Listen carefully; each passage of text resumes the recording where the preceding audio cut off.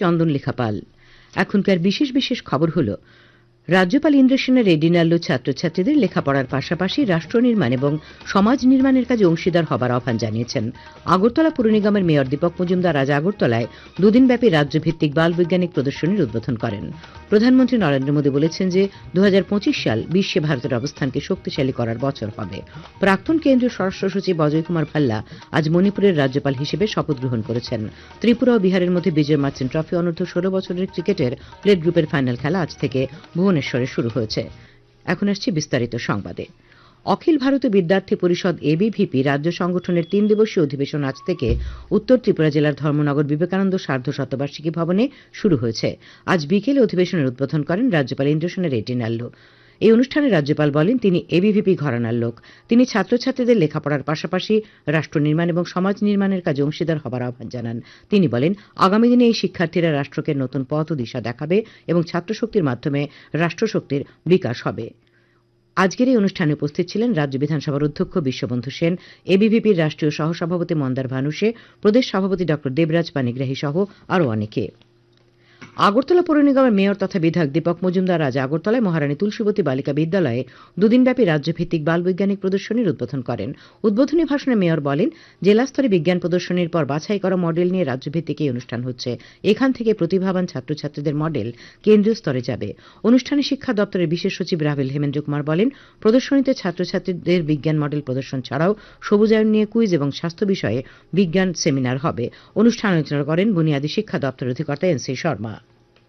মৎস্য দপ্তরের অধিকর্তা সন্তোষ দাস জানিয়েছেন, প্রধানমন্ত্রী মৎস্য সম্পদা যোজনায় রাজ্যে 39,400 জন মৎস্যজীবী সুবিধাভোগীকে বিভিন্ন প্রকল্পে সুবিধা প্রদানের লক্ষ্যমাত্রা নেওয়া হয়েছে। তার মধ্যে গত 4 বছরে 22,696 জন সুবিধাভোগী মৎস্যচাষী এই প্রকল্পে সুবিধা পেয়েছেন। আকাশবাণীর প্রতিনিধিকে তিনি জানান, এই প্রকল্পের আওতায় 734.32 হেক্টর পুকুর খনন করার লক্ষ্যমাত্রা রয়েছে। তার মধ্যে এখনো পর্যন্ত 361,064 হেক্টর পুকুর খনন করা হয়েছে মাছ চাষের জন্য। 2020-2021 থেকে 2024-2025 অর্থ বছরে প্রধানমন্ত্রী মৎস্য সম্পদ যোজনায় রাজ্যে মাছের উৎপাদন বাড়াতে 18টি হ্যাচারি নির্মাণ করা হয়েছে। ডম্বুর জলাশয়ে মৎস্য চাষের সঙ্গে যুক্ত 7,985 জন সুবিধাভোগীকে 3,000 টাকা করে আর্থিক সহায়তা দেওয়া হয়েছে। তাছাড়া মাছের উৎপাদন বৃদ্ধির জন্য ডম্বুর রিজার্ভারে 1 লক্ষ মাছের পোনা ছাড়া হয়েছে। মৎস্যজীবীরা যাতে এক জায়গা থেকে অন্য জায়গায় জ্যান্ত মাছ বিক্রি করতে পারেন তার জন্য 724টি মৎস্য বহনকারী গাড়ি দেওয়া হয়েছে। মাছ ধরার জন্য 35টি নৌকা দেওয়া হয়েছে। এছাড়া অর্নামেন্টাল মাছ প্রজননের জন্য 21টি ইউনিট তৈরি করে দেওয়া হয়েছে। স্বল্প জায়গায় মাছ উৎপাদন করার জন্য 96টি বায়োফ্লক ইউনিট করা হয়েছে। এছাড়া 19টি ভ্রাম্যমাণ মাছ সংরক্ষণ ও বিক্রির ভেন্ডিং সেন্টার রয়েছে। এই প্রকল্পে কেন্দ্রের কাছ থেকে রাজ্যের জন্য 5,907 লক্ষেরও বেশি টাকা পাওয়া গেছে। উল্লেখ্য, প্রধানমন্ত্রী মৎস্য সম্পদ যোজনায় উত্তর পূর্বাঞ্চলের রাজ্যগুলিতে কতটা সাফল্য হয়েছে এই বিষয়ে আগামী 6 জানুয়ারি গুয়াহাটিতে অনুষ্ঠিত হবে পর্যালোচনা সভা। তাতে অংশ নেবেন রাজ্যের মৎস্যমন্ত্রী সুধাংশু দাস ছাড়াও দপ্তরের সচিব এবং অধিকর্তা। ত্রিপুরা মধ্যশিক্ষা পর্ষদের সভাপতি ধনঞ্জয় গণ চৌধুরী জানিয়েছেন, এবছর মাধ্যমিক ও উচ্চ মাধ্যমিক পরীক্ষার জন্য নতুন পরীক্ষা কেন্দ্র বাড়ানো হবে না। তিনি জানান, এবছর পরীক্ষা কেন্দ্রের সংখ্যা 150 থেকে 160 মধ্যে রাখা হচ্ছে। তিনি জানিয়েছেন, গত বন্যার ফলে ক্ষতিগ্রস্ত বেশ কয়েকটি পরীক্ষা কেন্দ্র এখনো সংস্কার করা সম্ভব হয়নি। ফলে এই কেন্দ্রগুলিকে অন্যান্য কেন্দ্রের সঙ্গে অন্তর্ভুক্ত করা হবে। তিনি আরও জানান, এবছর উচ্চ মাধ্যমিক ও মাধ্যমিক পরীক্ষায় ছাত্রছাত্রীর চূড়ান্ত সংখ্যা আগামী 31 জানুয়ারির পর জানা যাবে।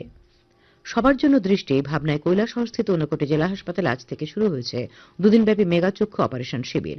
জেলা অন্ধত্ব নিবারণী প্রকল্প ও কৈলাসহর লায়ন্স ক্লাবের উদ্যোগে আয়োজিত শিবিরে মোট 5 জন চক্ষুরোগ বিশেষজ্ঞের তত্ত্বাবধানে এই শিবিরে প্রায় 1.5 শতাধিক চোখের ছানি অপারেশন করা হবে। খবর প্রচারিত হচ্ছে আকাশবাণীর আগরতলা কেন্দ্র থেকে।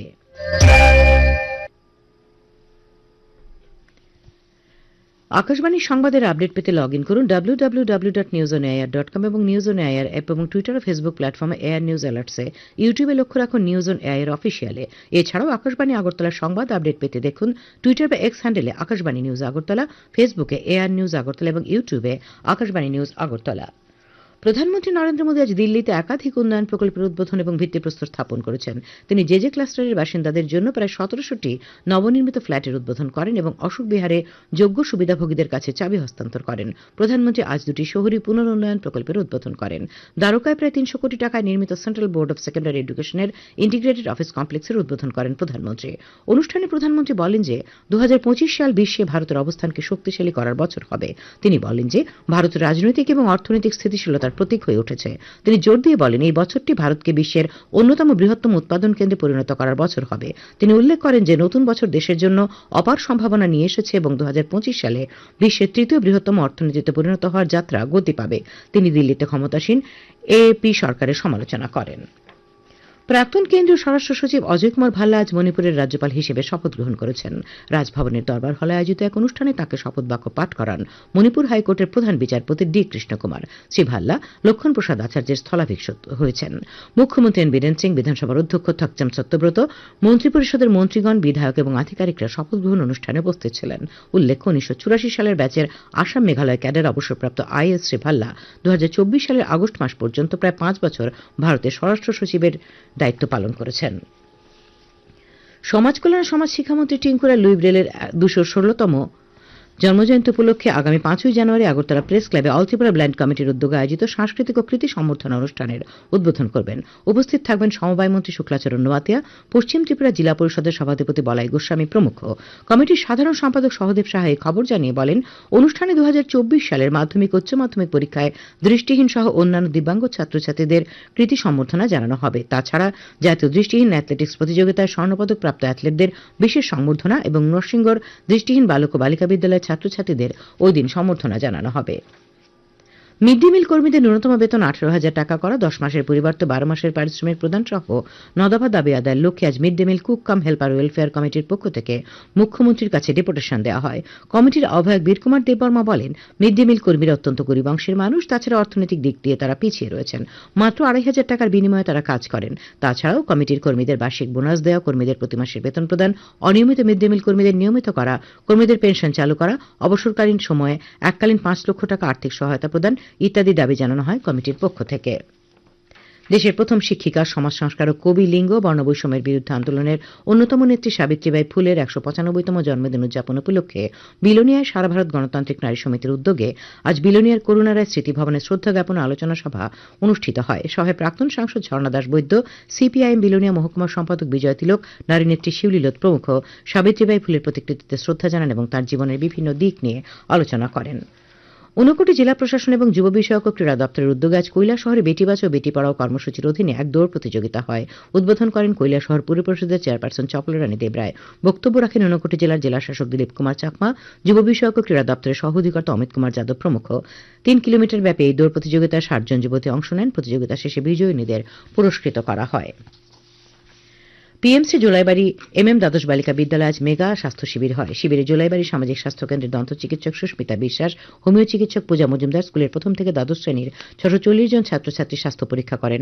স্কুলের ভারপ্রাপ্ত শিক্ষক অর্ধেন্দু ভৌমিক জানিয়েছেন, স্কুলের কোনো ছাত্রছাত্রীর বড় কোনো স্বাস্থ্য বিষয়ক সমস্যা চিহ্নিত না হলেও প্রাথমিক বিভাগের কিছু ছাত্রছাত্রী মুখমণ্ডলের সমস্যা চিহ্নিত করে তাদের প্রয়োজনীয় ওষুধ দেওয়া হয়েছে। খেলার খবর। ত্রিপুরা ও বিহারের মধ্যে বিজয় মার্চেন্ট ট্রফি অনূর্ধ্ব 16 বছরের ক্রিকেটের প্লেট গ্রুপের ফাইনাল খেলা আজ থেকে ভুবনেশ্বরে শুরু হয়েছে। বিকাশ ক্রিকেট মাঠে 4 দিনের এই ম্যাচে টসে জিতে ব্যাট করতে নেমে বিহার প্রথম ইনিংসে প্রথম দিনের শেষে 9 উইকেট হারিয়ে 279 রান করে।